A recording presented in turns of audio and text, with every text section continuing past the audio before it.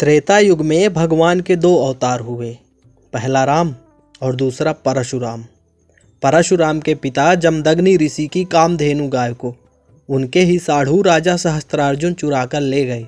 जब ऋषि जमदग्नि ने परशुराम जी को कामधेनु लेने के लिए सहस्त्रार्जुन के पास भेजा तो परशुराम जी को सहस्त्रार्जुन ने कामधेनु देने से इनकार कर दिया।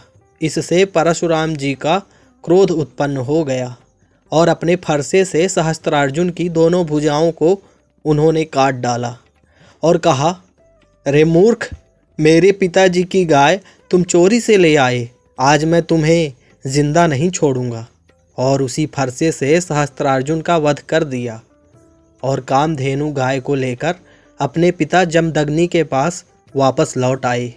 जैसे ही जमदग्नि को सहस्त्रार्जुन के वध का समाचार परशुराम जी ने सुनाया तो जमदग्नि आग बबूला हो गए और मारने के अपराध में परशुराम को पृथ्वी लोक पर प्रायश्चित करने के लिए पृथ्वी की तपस्या के लिए भेज दिया।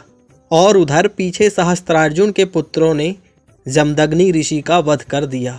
जब परशुराम प्रायश्चित कर वापस लौटे तो पिता का वध सुनकर अत्यंत क्रोधित हो गए और प्रण किया कि इस पृथ्वी को क्षत्रियों से रहित कर दूंगा। और परशुराम जी ने इस पृथ्वी को छत्री रहित करके सभी राजाओं और देवताओं के धनुष लेकर इकट्ठा रख दिया। कहते हैं कि उन तमाम धनुष के बोझ से पृथ्वी और शेषनाग जी दबने लगे और दोनों स्त्री और बालक का रूप बनाकर परशुराम जी के पास आए और कहने लगे कि हे प्रभु, यदि ये सब धनुष राक्षसों के हाथ लग गए तो इस पृथ्वी का महा अनर्थ हो जाएगा।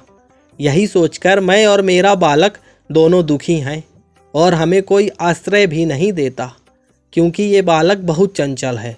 प्रभु, मुझे अपने यहाँ आश्रय दीजिए। परशुराम जी ने स्त्री और बालक को अपने यहाँ आश्रय दिया और कहा कि तेरे इस चंचल बालक की हर प्रकार की गलती को हम क्षमा कर देंगे।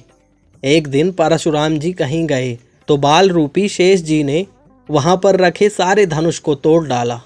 सिर्फ शिव जी का धनुष ही बचा। और जब परशुराम जी आए तो देखा कि यह बालक शिव के धनुष को छोड़कर बाकी सारे धनुष तोड़ डाला है। परशुराम जी काफ़ी विस्मित हुए परंतु क्रोध नहीं किया। तब शेष जी ने अपना रूप दिखाया और कहा कि त्रेता युग में भगवान विष्णु का अवतार अयोध्या में राजा दशरथ के यहाँ रामचंद्र जी के रूप में होगा और वे ही इस धनुष को तोड़ेंगे। प्रभु, उस समय हमारी वार्ता होगी जब श्री रामचंद्र जी धनुष को सीता स्वयंवर के समय तोड़ेंगे। उस सहस्त्रार्जुन के वध के प्रायश्चित के समय त्रेता में भगवान विष्णु अवतार श्री रामचंद्र जी सीता जी के स्वयंवर में जो शिव धनुष रखा गया था उसे तोड़ने के लिए तमाम देशों के राजा महाराजा आमंत्रित किए गए थे। किसी भी राजा, देवता और राक्षसों के द्वारा धनुष नहीं टूटा।